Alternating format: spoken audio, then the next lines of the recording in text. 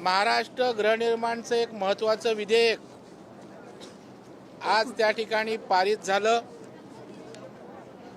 आणि धोकादायक सेस इमारती ज्या घोषित करण्याचा अधिकार या निमित्तानं पुनर्रचना मंडळाला मिळालेला आहे आणि त्याच्याबरोबर पागडीच्या इमारती सेस इमारती ज्या आहेत त्यांचे मालक कोर्टात जात होते आणि कॉम्पिटंट अथॉरिटीज म्हाडा नाही आहे म्हणून त्या ठिकाणी पुनर्विकास थांबला होता आणि पागडीच्या त्या ठिकाणी भाडेकरूंना दिलासा देणारा अशा प्रकारचं हे विधेयक त्या ठिकाणी मंजूर झालंय आणि मी आपल्या माध्यमातून एवढ्यासाठी आलो की यासाठी मी सातत्यानं पाठपुरावा केला।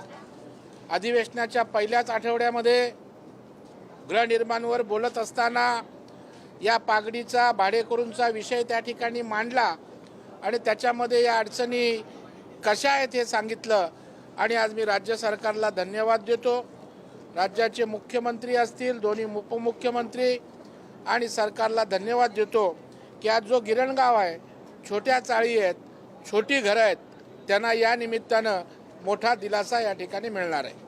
अधिवेशन पार पडलं विरोधकांचा दावा आहे की काही महाराष्ट्राच्या हाती लागले नाही, आमदार गंभीर नाही, त्यामध्ये काय लागलं नाही? आपण बघाल की आमदार विरोधकांचं कामच या ठिकाणी टीका करण्याचं आहे। आपण जर त्या ठिकाणी पुरवणी मागण्या बघितल्या, या ठिकाणचे निर्णय त्या ठिकाणी जर आपण पाहिले तर अनेक निर्णय या ठिकाणी घोषित झाले। अनेक छोटे मोठे निर्णय जे आपल्या अस्मितेचे होते तेही त्या ठिकाणी झालेत। आजच त्या ठिकाणी एक मोठा धर्मवीर संभाजीराजे यांचं त्या ठिकाणी आमच्या संगमेश्वरला स्मारक आहे, त्या संदर्भाचा निर्णय झाला। कोकणसाठी त्या ठिकाणी फलोत्पादनाच्या बाबतीत आज त्या ठिकाणी विधेयक आणलं गेलं। त्याच्यामुळं शेतकऱ्यांसाठी असेल, कामगारांसाठी असेल, सकारात्मक भूमिका घेऊन सरकारनं या अधिवेशनामध्ये या ठिकाणी काम केलेलं आहे।